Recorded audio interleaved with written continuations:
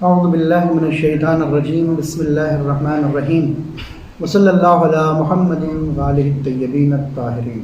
السلام علیکم ورحمۃ اللہ وبرکاتہ۔ انشاءاللہ خیریت سے ہوں گے آپ لوگ، میری آواز پہنچ رہی ہے آپ لوگوں تک؟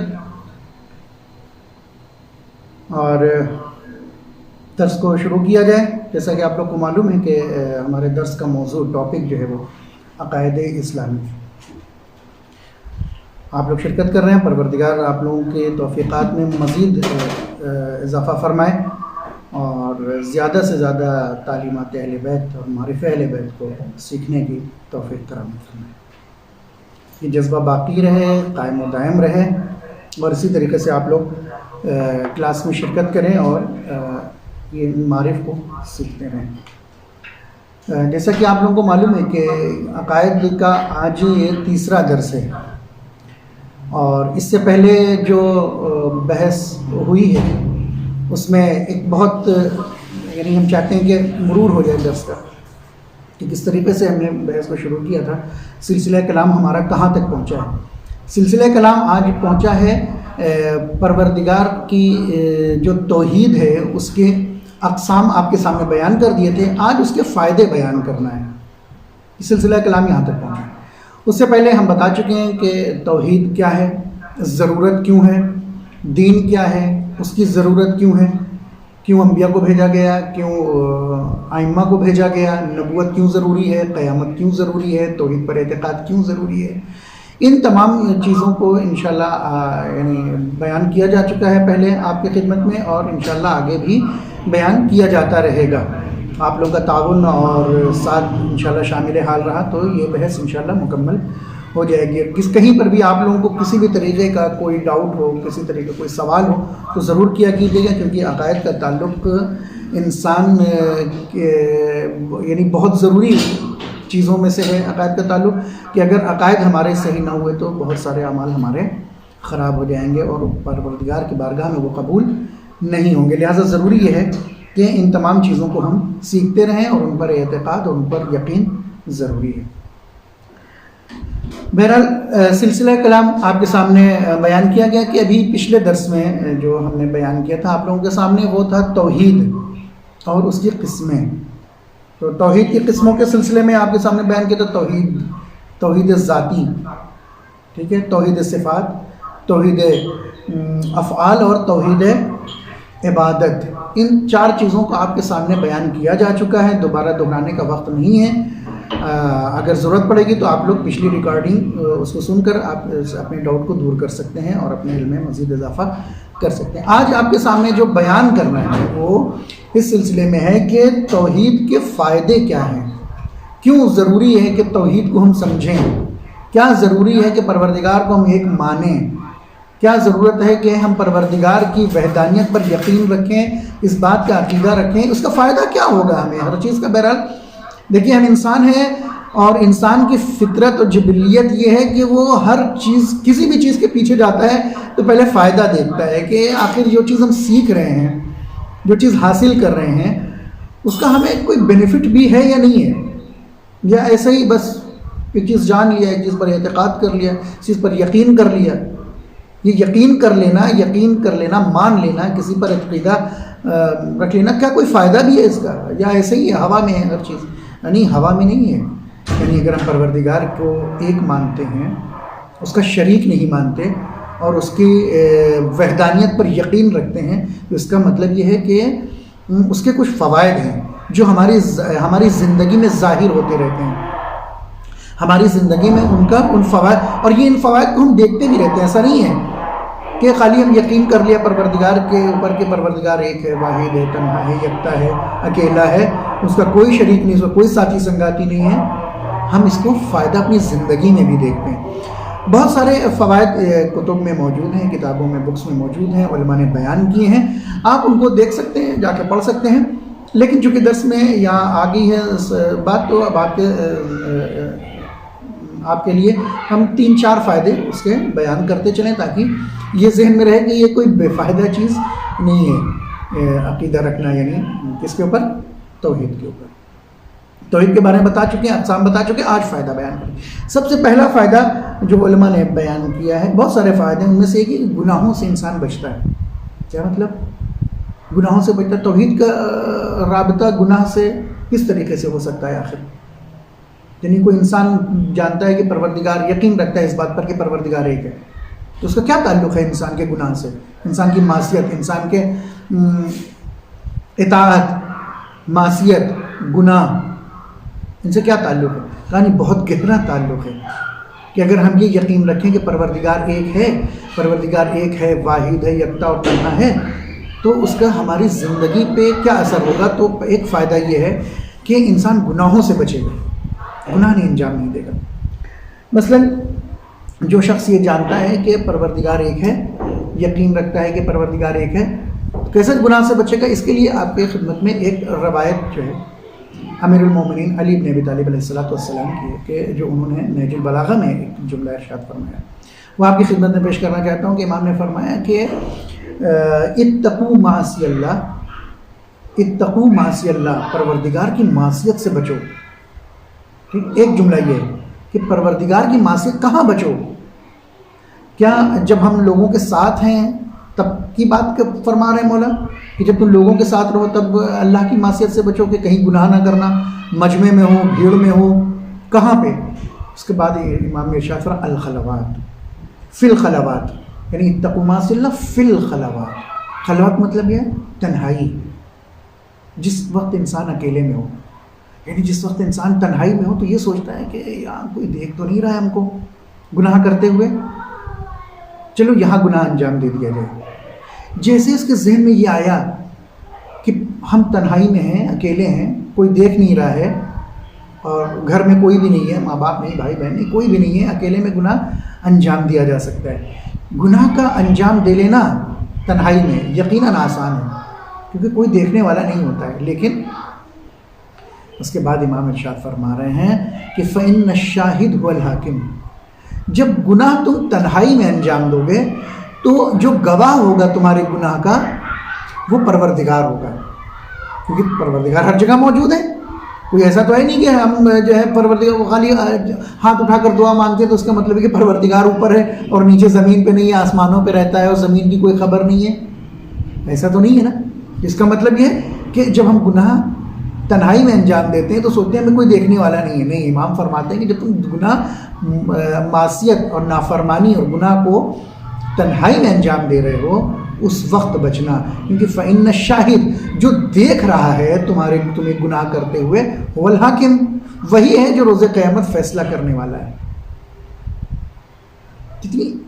یعنی اس روایت کو سمجھنے کے لیے واقعی میں انسان مبہوت ہو جائے، یعنی بہت ضروری ہے کہ اس کو ہمیں سمجھنا چاہیے کہ امام نے کتنی ہی باریکی سے ہمارے اس نفس کے اوپر ہاتھ رکھا ہے، کہ جہاں ہم اکثر یہ سوچتے ہیں کہ بہت اچھا ہوتا کہ ابھی موبائل بھی ہے ہاتھ میں، گھر والے بھی نہیں ہیں، چلو فلم دیکھیں، چلو گانا سنیں، چلو آج کوئی ڈانس دیکھ لیتے ہیں، آج کوئی گانا سن لیتے ہیں، آج تو والدین بھی نہیں ہیں، آج تو بڑے بھائی بھی نہیں ہیں، آج تو بہنیں بھی نہیں ہیں، آج کوئی ٹوکنے والا نہیں ہے۔ لیکن جیسے ہی ہم نے گانا لگایا اور فلم دیکھنے لگے یا کوئی ایسی چیز دیکھنے لگے جو خلاف شریعت ہے، جس میں گناہ میں ملوث ہونے کا خطرہ ہے، تو وہیں پہ امام نے فرمایا کہ ایسی جگہ گناہ کرنے سے بچو، کیونکہ جب ہم سب کے ساتھ ہیں مجمع میں تو اس وقت معلوم ہے کہ کوئی گواہ موجود ہے، ٹھیک ہے، وہاں دیکھنے گناہ کو ہمارے دیکھنے والے موجود ہیں۔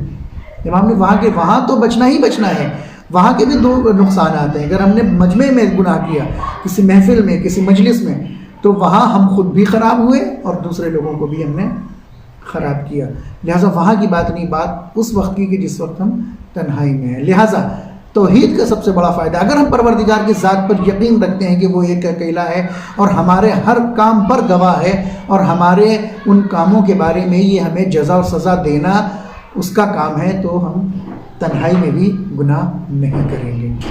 یہ ایک بہت بڑا فائدہ ہے۔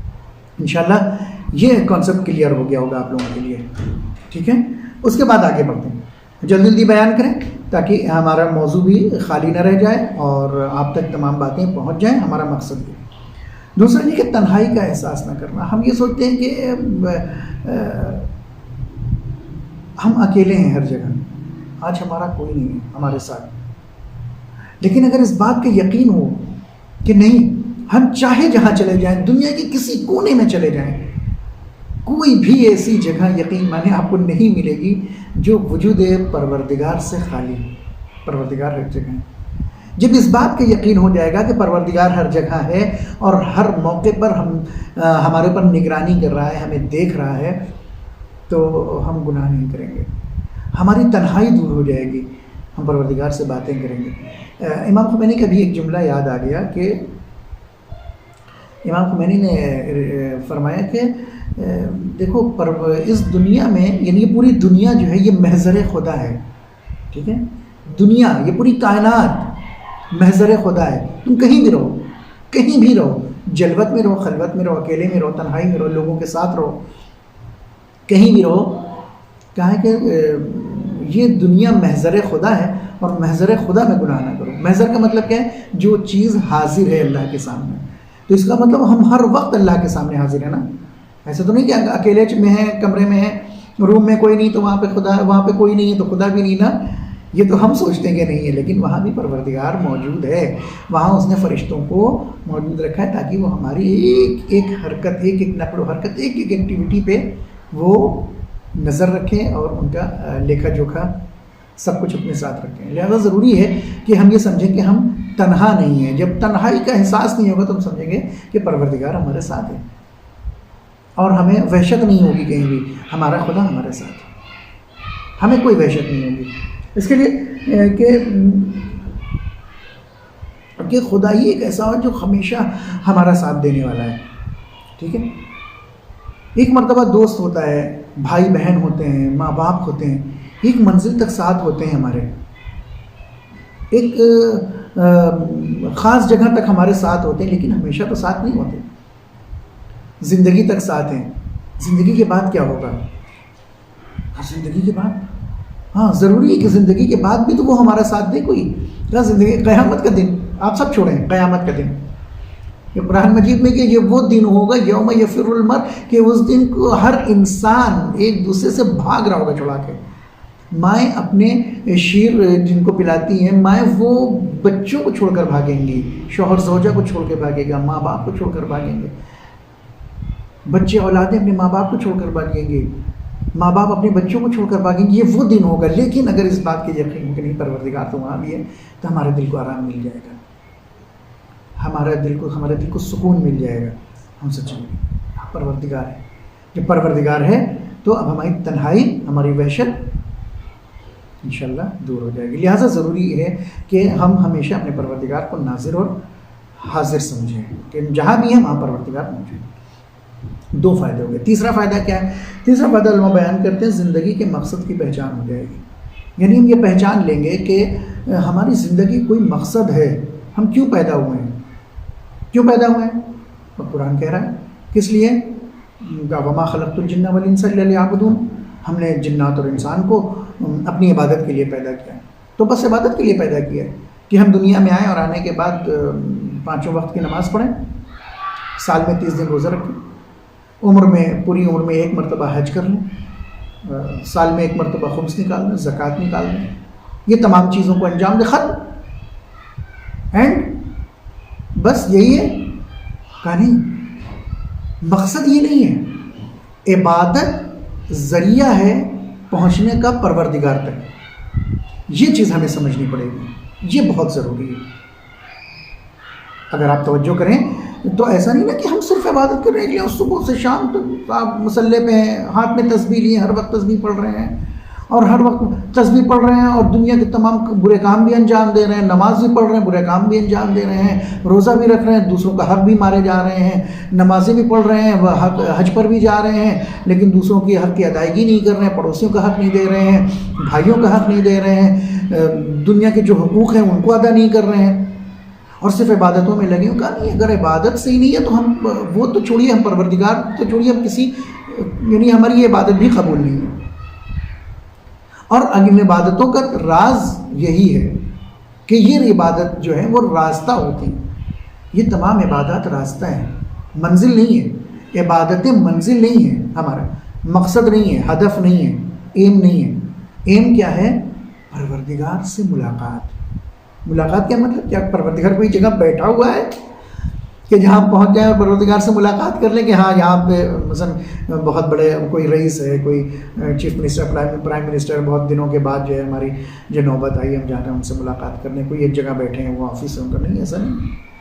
پروردگار دلوں میں. دلوں کا مطلب کیا ہے؟ دل کا مطلب ہے کہ قلب مومن جو ہے عرش الہی ہے. یعنی جس دن ہم نے گناہ انجام نہیں دیا اور ہمارا دل پاک ہو گیا گناہوں سے، تو اس کا مطلب محسوس کر لیں گے کہ ہمارے اندر پروردگار ہے، ہم پروردگار سے باتیں کریں، ہم پروردگار کے نزدیک ہیں. تو یعنی ہماری ملاقات پروردگار سے کا مطلب یہ ہے کہ ہمارے درجے بلند ہو جائیں گے. پروردگار ہم کو محشور کرے گا ان لوگوں کے ساتھ جو پروردگار کے خاص بنتے ہیں. تو لہٰذا مقصد کیا ہے؟ مقصد یہ ہے ہماری زندگی کا کہ توحید توحید توحید، یعنی گناہوں سے بچنا، یعنی کیا؟ پروردگار تک پہنچنا. تو یہ 3 فائدے آپ کے سامنے ہم نے بیان کیے. ان میں سے آخری فائدہ یہ ہے جو آپ کے سامنے بیان کرنے جا رہے ہیں کہ آپ ایک محاورہ مشہور ہے بہت ہمارے اردو زبان میں، آپ لوگ نے بھی سنا ہوگا اور اکثر استعمال کرتے ہوں گے، کہ کیا محاورہ ہوتا ہے کہ نیکی کر دریا میں ڈال. سنا ہے ہم لوگوں نے نا، نیکی کر دریا میں ڈال. یعنی کیا؟ یعنی ہم نے نیک کام کیا، کسی کے ساتھ احسان کیا، کسی کی مدد کی اور دریا میں ڈال دیا. یہ ایسا کیا کہ مثلا ہم نے کچھ کیا ہی نہیں. یہی تو سمجھتے ہیں نا ہم لوگ. کیوں؟ اچھا یہ ہوا کیسے؟ یہ ہوا کیسے؟ یہ محاورہ بنا کیسے؟ ہاں بنا ایسے کہ مثلاً ایسا ہوا ہوگا کہ کسی زمانے میں کسی کو ضرورت رہی ہوگی ایک دوست کو کچھ پیسوں کی، دوسرے دوست سے اس نے مانگ لیا ہوگا، جس نے دیا اس نے نیکی کی، وہ نیکی ہو گئی، مدد کر دیا اپنے برادر کی. اب جن صاحب نے پیسہ دیا تھا وہ جو ہے اس بات کے منتظر ہے کہ بھائی ہم نے ان کو نیکی کیا ہے، ہم نے، اب یہ ہمارا جو ہے احسان آ کے ہمیشہ اتاریں گے، ہمیشہ ہمارے سامنے سر جھکائے رہیں گے، ہمیشہ ہمارے سامنے جو ہے وہ ہمارے احسان مند رہیں گے، ہمیشہ سب کے سامنے ہماری عزت کریں گے. انہوں نے کچھ نہیں کی. تو انہوں نے یہ سمجھا کہ ہم نے تو نیکی کی، نیکی کرنے کا مطلب یہ ہے کہ ہم نے اس کو دریا میں ڈال دیا، یعنی بیکار ہو گئی نیکی میری. جبکہ یاد رکھیں قرآن کی کھلی ہوئی آیت ہے، ایک دم صاف واضح روشن، ایک دم کلیئر، ایک دم کلیئر، 2 ٹوک جس کو کہتے ہیں، ایک دم 2 ٹوک بات ہے. کیا؟ فَمَن يَعْمَلْ مِثْقَالَ ذَرَّةٍ خَيْرًا يَرَهُ، جو ذرہ برابر بھی نیکی کرے گا وہ قیامت میں کے دن اس کو دیکھے گا، اور جو ذرہ برابر بھی بدی کرے گا، برائی کرے گا، وہ بھی قیامت کے دن دیکھے گا، اس کی جزا ملے گی اس کو. یعنی جو نیکی کرے گا اس کی بھی اس کو جزا ملے گی، اور جو برائی کرے گا اس کی سزا ملے گی. تو اگر ہم دنیا میں نیک کام انجام دے رہے ہیں اور اس عقیدے کے ساتھ، اب یہاں پہ دیکھیے ہم بیان کرنا چاہتے ہیں، اس عقیدے کے ساتھ کہ ہاں اس نیکی کو انجام دے رہے ہیں، کس کے لیے انجام دے رہے ہیں؟ للہ، یعنی ہم پروردگار کے لیے. للہیت، اگر ہمارے کام میں للہیت ہے تو اس کا مطلب یہ نیکی ہم نے جو انجام دی ہے، یہ آج نیکی کر رہے ہیں، کل کو یہ کیا ہوگی؟ یہ آخرت میں منتقل ہو جائے گی، وہاں فائدہ اس کا ہم کو ملنے والا ہے. لہٰذا کوئی نہ کہ ہم نے جو نیکی کی دریا میں ڈال، آج ہم نے کر دیا دریا میں نہیں. ہاں اگر دنیا کو دکھانے کے لیے نیکی کی ہے، سمجھ رہے ہیں آپ، دنیا کو دکھانے کے لیے کی ہے، مجلسوں میں اچھے تبرک بانٹ دیے، دنیا کو دکھانے کے لیے کر رہے ہیں، ٹھیک ہے، مسجدوں میں جو ہے جا کے اچھے فرش اور قالین دے دیا، پنکھا دے دیا، تو یہ ممکن ہے. اور یہ دنیا کو دکھانے کے لیے کہ صاحب آج ہم پیسے والے ہو گئے، تو یہ ممکن ہے کہ دریا میں جائے. لیکن اگر واقعی اگر ہم نے خدا کے لیے کیا تھا تو یہ دریا میں نہیں گئی ہے، یہ آخرت میں چلی گئی نیکی، وہاں منتقل ہو گئی، وہاں کل کو فائدہ ملے گا. ہم بھول جائیں گے کہ ہم نے کون سی نیکی انجام دی تھی، لیکن جو یہ کرامن کاتبین جو فرشتے ہیں نا، یہ نہیں بھولیں گے. یہ انہوں نے فوراً لکھ لیا، اب یہ لے جا کر ہماری فائل میں رکھ کے رہیں گے. جب کل فائل کھلے گی تو پتہ چلے گا اچھا یہ صاحب نے انہوں نے یہ کام انجام دیے تھے. تو بہرحال یہ ہو گیا تیسرا مقصد. یہ چوتھی بات، چوتھا فائدہ، جو بھی ہم کام انجام دیتے ہیں اور اگر اس اعتقاد کے ساتھ، اس یقین، اس ٹرسٹ، اس بلیف کے ساتھ کہ یہ پروردگار ہمارے اس کام کو دیکھ رہا ہے اور یہی اس کی جزا دینے والا ہے، تو پھر ہمارا کام انشاءاللہ رہے گا نہیں جائے گا. تو یہ 4 فائدے آپ کے سامنے مختصر طور پر بیان کیے ہیں، کہ اور بھی زیادہ فائدے ہیں کہ آپ کتابوں میں پڑھ سکتے ہیں اور علماء سے پوچھ سکتے ہیں. یہاں تک تو توحید کے سلسلے میں ابھی تک آپ کے سامنے بات ہوئی کہ توحید فطری ہوتی ہے، انسان اس کے پیچھے نہیں جاتا بلکہ خود انسان کے اندر ہوتی ہے، کیوں ضروری ہوتی ہے، کس لیے ضروری ہوتی ہے، کیا فائدے ہوتے ہیں، کتنے اس کے اقسام ہیں، کون سی قسمیں ہیں، یہ ساری چیزیں آپ کے سامنے بیان کریں۔ اب دوسری جو بحث آپ کے سامنے کریں گے وہ یہ ہے کہ پروردگار کو ہم نے مان لیا، سمجھ لیا کہ کون پروردگار ہے، کون پالنے والا ہے، کون رازق ہے، ان تمام ایک مختصر سی چیزوں کو ہم نے سمجھ لیا۔ تو اب ہمیں اگلی بحث جو ہے ہماری وہ اس بات کے لیے ہوگی کہ جس پروردگار کو ہم مانتے ہیں، جس کی توحید کا ہم اقرار کرتے ہیں، جس کا سجدہ کرتے ہیں، جس کی عبادت کرتے ہیں، اس کے اندر کچھ صفتیں بھی ہیں۔ صفت کا مطلب کیا؟ کچھ خاصیت ہے اس کے اندر۔ کون سی خاصیت ہے؟ ایسے تو پروردگار کی اتنی خاصیت ہے کہ کوئی گن ہی نہیں سکتا۔ قلم خشک ہو جائیں گے لیکن دریا خشک ہو جائے گا لیکن کوئی اس کی صفات کو لکھ نہیں سکتا۔ لہذا علماء نے کچھ صفات بیان کی ہیں پروردگار کی۔ دو طریقے کی صفت ہوتی ہے پروردگار کی، ایک صفات ثبوتیہ ہے، یعنی وہ صفتیں جو پروردگار کی ذات میں موجود ہیں، یوں تو ہزاروں ہیں، لاکھوں ہیں، کوئی نہیں گن سکتا، لیکن کچھ چیزیں ایسی ہیں کہ جن کو بتانا زیادہ ضروری ہے تاکہ ہم پروردگار کی توحید پر جب یقین اس اعتبار سے رکھیں گے، اس کی صفات کے اعتبار سے، تو ہمارا ایمان اور زیادہ ہوگا اور زیادہ یقین ہو جائے گا پروردگار کی ذات متعال پر۔ تو ایک ہوگی صفات ثبوتیہ، وہ صفات جو پروردگار میں پائی جاتی ہیں۔ دوسری صفات کون سی؟ وہ صفات جو پروردگار میں نہیں پائی جاتی ہیں، جنہیں صفات سلبیہ کہا جاتا ہے۔ ان سب کو ہم انشاءاللہ بھی بہت مختصر سے وقت میں آپ کے سامنے دہرانے جا رہے ہیں۔ تو وہ صفات جو پروردگار کے صفات ہیں، جو پروردگار میں پائی جاتی ہیں اس کی ذات میں، وہ کون سی؟ ان میں سب سے پہلی صفت ہے کہ خدا ابدی اور ازلی ہے۔ کیا مطلب ابدی اور ازلی؟ یہ بہت اہم ہے اس بات کا سمجھنا، کیونکہ اکثر یہ ذہن میں سوال آتا ہے کہ پروردگار نے دنیا کو بنایا، اس سے پہلے کیا تھا؟ وہ بھی خود پیدا ہوا، کہیں سے آیا، آنے کے بعد اس نے دیکھا کہ یہاں کچھ نہیں، چلو دنیا بنائی جائے، یا وہ پہلے سے ہی موجود تھا اور ایسا موجود تھا کہ اس سے پہلے کچھ تھا ہی نہیں؟ تو اس بات پر ہمیں یقین رکھنا ہوگا کہ وہ اس وقت سے ہے جس وقت کچھ بھی نہیں تھا۔ تو جب یہ یقین ہو جائے گا کہ وہ تب سے ہے جب سے کچھ بھی نہیں تھا، تو ہمارا یقین صحیح ہوگا۔ لیکن اگر ہم یہ سوچنے لگے نہیں وہ بھی ہماری طرح پہلے ہم نہیں تھے تو آ گئے، اپنے طرح سوچنے لگیں گے، تو اس کا مطلب یہ ہے کہ ہم کفر و شرک کے مرتکب ہو جائیں گے، جب کفر و شرک دائرہ اسلام سے خارج ہو جائیں گے۔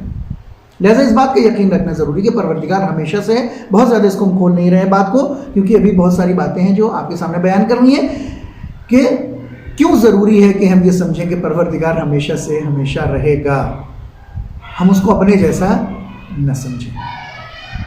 تو ایک صفت یہ ہے کہ وہ ازلی اور ابدی ہے، یعنی ہمیشہ سے ہمیشہ رہنے والا ہے۔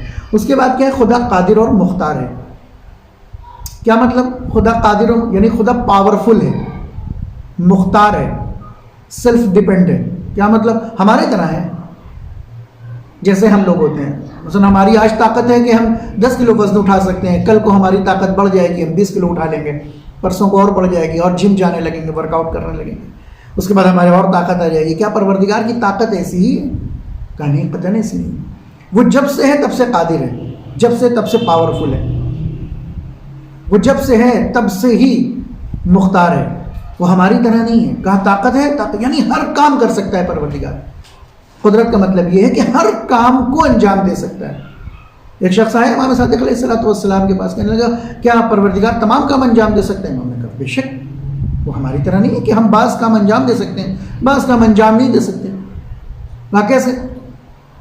کہا ہم انسان مختار ہیں۔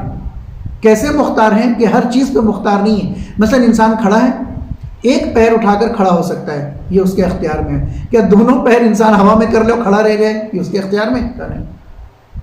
تو ہم بعض چیزوں میں مختار ہیں، بعض چیزوں میں مختار نہیں ہے، لیکن پروردگار ہر چیز پہ مختار ہے۔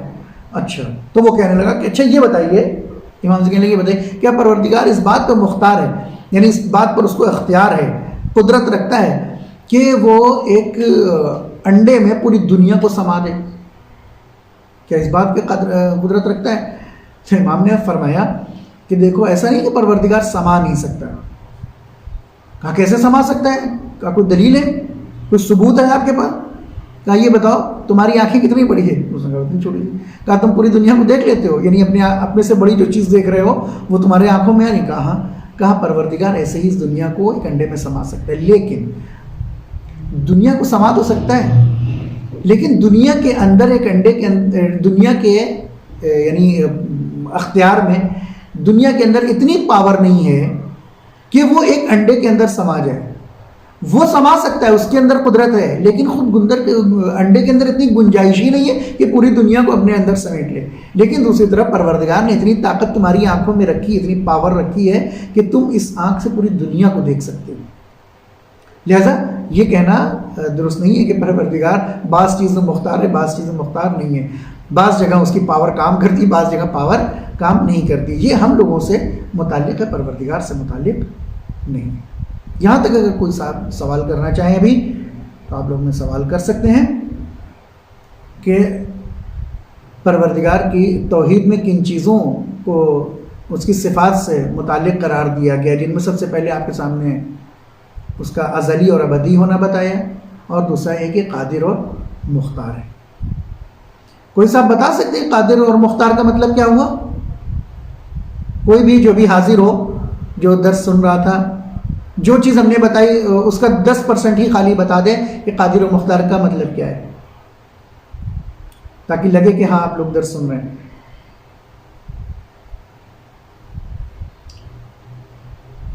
کوئی بات نہیں، لیکن درس کو سنیے، اگر اس کو لکھ سکتے ہو تو لکھیے گا، اور انشاءاللہ بعد میں آپ کے وہ کام بھی آئے گا.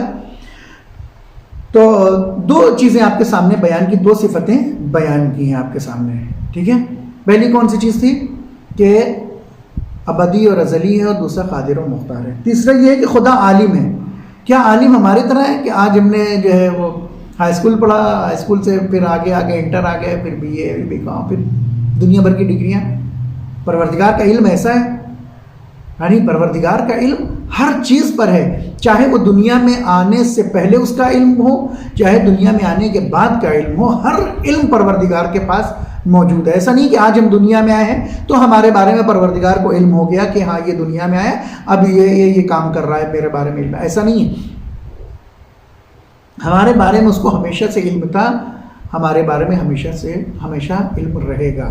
ہمارے علم اور پروردگار کے علم میں یہی فرق ہے کہ جب ہم کوئی چیز پڑھ لیتے ہیں، سمجھ لیتے ہیں، تو اس کا علم ہمارے پاس آتا ہے. پروردگار کو اس کی ضرورت نہیں ہے کہ وہ کسی چیز کے بارے میں جانے اور اس کے بعد اس کا فیصلہ کرے کہ ہاں یہ چیز ایسے ہے اور ویسے ہے.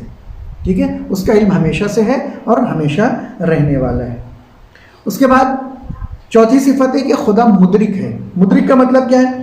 یعنی وہ ہر چیز کو درک کرتا ہے، ہر چیز کو سمجھتا ہے. کان نہیں ہے لیکن سنتا ہے، آنکھ نہیں ہے اس کے ہماری طرح لیکن دیکھتا ہے، ہاتھ نہیں ہے اس کے لیکن اس کے باوجود وہ تمام کام کو انجام دیتا ہے. کیسے؟ قرآن کی ایک آیت ہے، ید اللہ فوق ایدیہم، پروردگار کا ہاتھ سارے ہاتھوں کے اوپر ہے. کیا مطلب؟ یہاں ہاتھ سے مراد کوئی نہ سکتے کہ پروردگار کا ظاہری ہاتھ ہے کہ ہماری طرح ایسے ہاتھ ہے. ید اللہ یعنی ہاتھ، اللہ کا ہاتھ، فوق ایدیہم ہر چیز کے اوپر ہے. یہ ہاتھ جس میں انگلی ہے، جس میں ناخون ہے، اس ہاتھ کی بات ہو رہی ہے؟ نہیں، علماء فرماتے نہیں، اس ہاتھ کی بات نہیں ہو رہی. اگر ہم یہ مان لیں گے کہ اس ہاتھ کی بات ہو رہی ہے، اس کا مطلب پروردگار کے جسم ہے، اور پروردگار جسم نہیں رکھتا. پروردگار آنکھ کان ناک ظاہری طور پر نہیں رکھتا، لیکن وہ ہے. ٹھیک ہے، لیکن وہ ہے، بہت غور کیجیے گا اس پر. لیکن وہ ہے، لیکن ویسے نہیں ہے جیسے ہم سمجھتے ہیں یا جیسے ہم ہیں، ویسا نہیں ہے. ٹھیک ہے، مدرک ہے، ہر چیز کو سمجھتا ہے، ہر چیز کو درک کرتا ہے، ہر چیز کو ایکسیپٹ کرتا ہے، ہر چیز کو کیچ کرتا ہے، لیکن وہ ویسے نہیں جیسے ہم ہیں. لہٰذا اس بات کا یقین رکھنا بہت ضروری ہے کہ اس کے آنکھ ہے لیکن ہمارے جیسی نہیں، وہ دیکھتا ہے لیکن ہمارے جیسا نہیں، وہ سمجھتا ہے لیکن ہمارے جیسا نہیں، وہ سنتا ہے لیکن ہمارے جیسے کان نہیں ہے، سب کچھ درک کر رہا ہے لیکن ہمارے جیسا نہیں. ٹھیک ہے، اس بات کا یقین رکھنا ضروری ہے. تو خدا مدرک ہے، چوتھی چیز. اس کے بعد پانچواں، خدا حی ہے. حی کا مطلب کیا ہے؟ حی یعنی زندہ ہے، ہمارے جیسا زندہ ہے کہ کل ہم نہیں تھے، آج ہیں اور کل نہیں رہیں گے. ہم ایک زمانے میں ہوتے ہیں، ایک زمانے میں نہیں ہوتے. تو کیا پروردگار ایسا ہے کہ کل کو نہیں تھا پھر ہوا پھر اس کے بعد نہیں رہے گا. نہیں ایسا نہیں ہے. پروردگار ہمیشہ سے ہے اور ہمیشہ رہے گا. وہ کل بھی زندہ تھا، آج بھی زندہ ہے، اور آنے والے زمانے میں بھی وہ زندہ رہے گا. یہ پروردگار کی خصوصیت ہے، اس کی ذات کی خصوصیت ہے کہ وہ زندہ ہے، اور ایسا زندہ ہے کہ جسے کبھی موت نہیں آ سکتی. پروردگار ایسا ہے کہ جسے کبھی بھی موت نہیں آ سکتی. کوئی نہ سوچے کہ آج وہ ہے اور کل جب دنیا ختم ہو جائے گی تو اس کے بعد وہ بھی ختم ہو جائے گی. نہیں، ایسا ہونے والا نہیں. اس بات کا بھی یقین رکھنا ہمارے لیے ضروری ہے. یعنی توحید کے لیے یہ چیز. اس کے بعد کیا ہے؟ چھٹی چیز ہے خدا مرید ہے. مرید کا مطلب کیا؟ یعنی خدا جو ارادہ کرتا ہے اس کو انجام دیتا ہے. یعنی اپنے تمام بھی جو بھی مصلحتیں ہیں اس کے کام کی، ان سب سے آگاہ ہے، سب کچھ جانتا ہے. ان تمام مصلحتوں کو جو ہمارے لیے ممکن ہے کہ مثلا ہم نہیں سمجھتے ہیں کہ وہ ہمارے لیے مصلحت تھی یا نہیں تھی، لیکن پروردگار ان مصلحتوں کو جانتا ہے. یہ ویسے ہی ہے کہ جیسے گھر میں مثلا آپ کے یہاں بچے ہوں گے، ٹھیک ہے، موسم ہے سردی کا، اب آپ کا بچہ کہہ رہا ہے کہ ہمیں آئس کریم چاہیے. اس بچے کو اس بات کا علم نہیں ہے کہ یہ جو آئس کریم ہے اسے ٹھنڈے میں کھانا صحیح ہے یا نہیں ہے. مثلا گرمی میں ہی اس کو بخار ہے، وہ آئس کریم کی ضد کر رہا ہے، تو کیا کوئی دے گا اس کو؟ یعنی ماں باپ دیں گے؟ آپ دیں گے لا کے اس کو؟ قطعاً نہیں دیں گے، کیونکہ اس کی جو مصلحت ہے اس کے آئس کریم کھانے میں یعنی نقصان ہوگا، اس کی صحت کے اوپر نقصان دہ ہو. لہٰذا وہ سمجھ رہے ہیں، ماں باپ سمجھ رہے ہیں، لیکن وہ بچہ نہیں سمجھ رہا ہے. ویسے ہی یہ دنیا ہے، بہت ساری چیزیں ہماری زندگی میں رونما ہوتی رہتی ہیں. کبھی مال آیا چلا گیا، کبھی ماں باپ ہمارے ساتھ ہیں پروردگار نے واپس لے لیے، کبھی اولاد ہیں اولاد کو واپس لے لیا، کبھی دے دیا. یعنی یہ تمام چیزیں جو ہوتی رہتی ہیں ہمیں سمجھ میں تو نہیں آتا ہے کبھی کہ ہاں یہ کیوں ہوا، لیکن پروردگار ان کی مصلحت سے آگاہ ہے. اس کا ارادہ ہے کہ نہیں یہ چیز ہونی چاہیے. ہم اس کو نہیں سمجھتے لیکن پروردگار اس کو سمجھتا ہے. لہٰذا وہ مرید ہے. یعنی جو ارادہ کرتا ہے وہ سمجھتا ہے، اس کو انجام دیتا ہے، ہم سمجھے یا نہ سمجھے. اور بغیر مصلحت کے، یہ بھی کہ بغیر مصلحت کے بھی کوئی کام انجام نہیں دیتا. یعنی تمام چیزیں جو ہیں اس کی مصلحت کے متعلق ہوتی ہیں، فائدے میں ہوتی ہیں، یعنی ہمارے ہی فائدے میں ہوتی ہیں، لیکن ہم ان فائدوں کو نہیں سمجھتے. پھر اس کے بعد ساتویں چیز ہے خدا متکلم ہے. متکلم کا مطلب کیا ہے؟ یعنی کلام کرنا. جیسے ہم کلام کر رہے ہیں آپ سے، ایسے ہی کلام کرتا ہے خدا، یا کسی اور طریقے سے؟ نہیں، ہماری طرح کلام نہیں کرتا کہ زبان ہو، اس کو زبان کی ضرورت ہو، اس کو ایک چہرے کی ضرورت ہو، آواز کی ضرورت ہو. ایسے کلام نہیں، وہ اس کا کلام الگ ہے. اس کو زبان کی ضرورت نہیں ہے، اس کو ہماری طرح آواز کی ضرورت نہیں ہے، لیکن وہ متکلم ہے. وہ بات کرتا ہے. وہ بات کیسے کرتا ہے؟ اس کا ایک طریقہ، اس کا ایک انداز ہے جو ہر چیز سے خالی ہے. یعنی ہر اس شے سے جس میں ہم شرک میں مبتلا ہو سکتے ہیں، ان تمام چیزوں سے خالی ہے. لیکن اگر ہم ایسے یقین کر لیں گے کہ پروردگار ہماری طرح بات کرتا ہے، تب مشرک ہو جائیں گے. مشرک ہو جائیں گے، دین سے نکل جائیں گے. لہٰذا ہم قطعاً یہ نہیں سوچ سکتے کہ پروردگار ہماری طریقے سے بات کرتا ہے. وہ کہیں بھی آواز کو اپنی پیدا کر سکتا ہے. ممکن ہے جب جناب موسیٰ کو بلایا تھا کوہ طور پہ تو کیسے بات کی تھی اس نے؟ درخت سے آواز آ رہی تھی. یعنی پروردگار جس میں چاہتا ہے اپنی آواز کو پیدا کر دیتا ہے اور بندے سے ویسے کلام کرنا شروع کر دیتا ہے. 1 منٹ کے لیے رکنا چاہیں گے کیونکہ اذان کا وقت یہاں ہو رہا ہے، صرف 1 منٹ کے لیے. اذان 5 منٹ بعد ہوگی کیوں تلاوت والا ہے. اچھا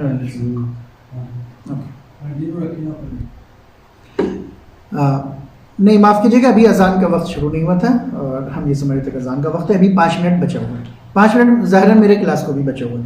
لہٰذا یہ 7ویں چیز خدا متکلم ہے. یعنی جیسے چاہتا ہے وہ جس چیز میں چاہتا ہے وہ آواز پیدا کر دیتا ہے. اور ویسے ہی ہم کلام ہوتا ہے، فرشتوں سے بھی ویسے ہی ہم کلام ہوتا ہے، اور انبیاء سے بھی ویسے ہی ہم کلام ہوتا ہے. تو یہاں تک یہ بات کلیئر ہو گئی. یہ کانسیپٹ ایک دم انشاءاللہ واضح ہے.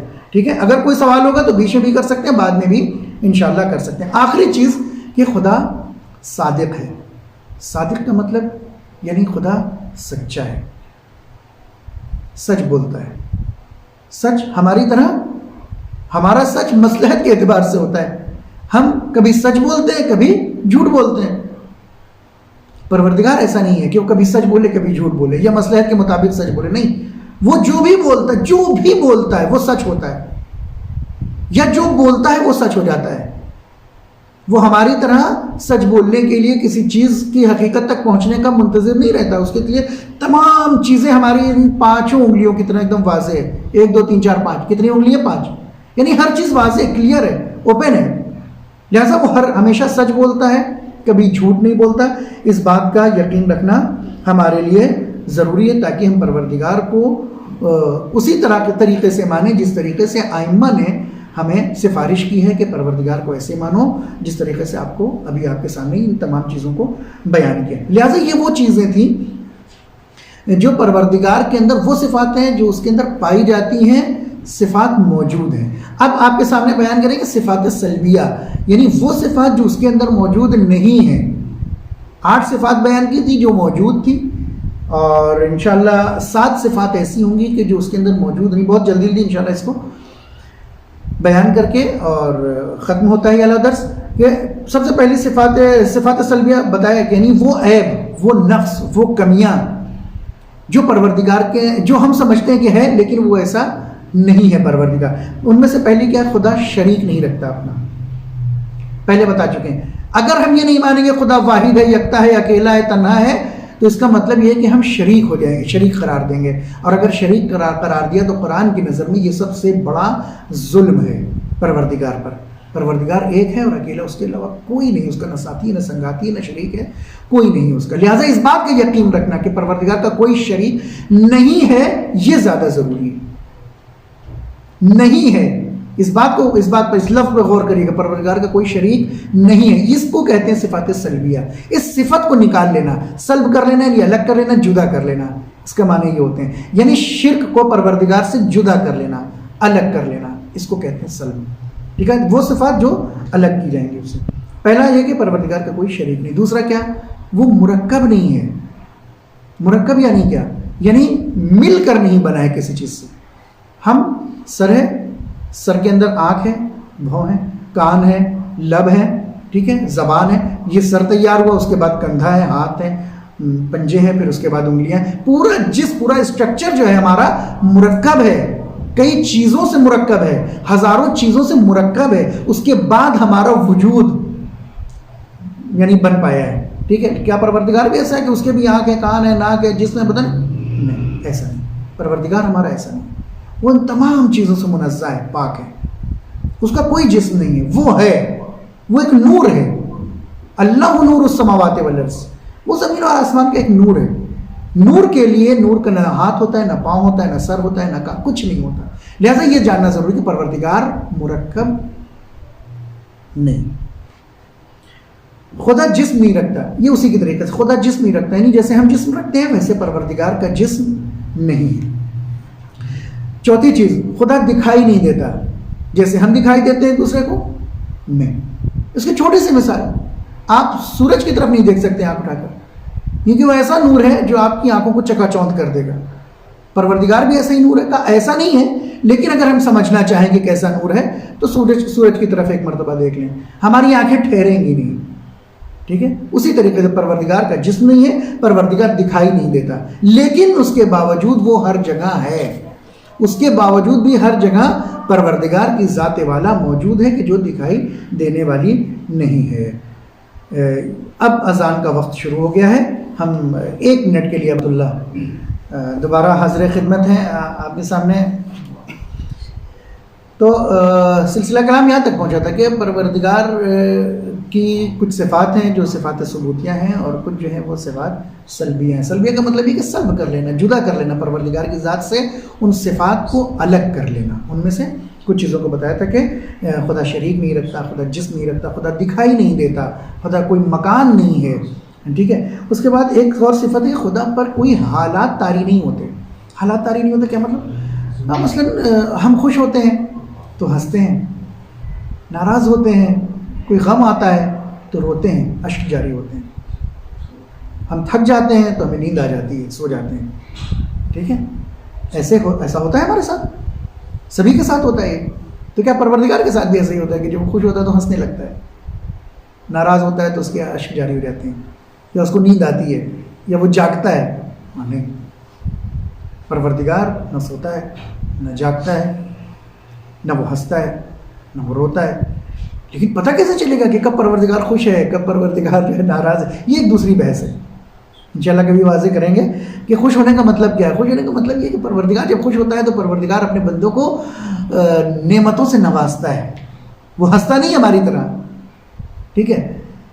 یا پروردگار ناراض ہوتا ہے تو غضبناک ہوتا ہے، تو اس کا مطلب ہی نہیں کہ ہماری طرح جو ہے وہ رونے لگے، نہیں، جب غضبناک ہوتا ہے اس کا مطلب نعمتوں کو چھین لیتا ہے اس سے، تاکہ وہ دنیا میں یعنی اپنے بندوں خاص بندوں کے ساتھ تاکہ دنیا میں وہ مصروف نہ ہو جائے۔ بہرحال یہ ایک الگ موضوع ہے، اس پر بات ابھی نہیں کر سکتے۔ تو ایک یعنی حالات طاری نہیں ہوتے جیسے ہمیں، ٹھیک ہے؟ ویسے پروردگار پر نہ سوتا ہے نہ جاگتا ہے، نہ وہ غمگین ہوتا ہے اور نہ خوشحال ہوتا ہے۔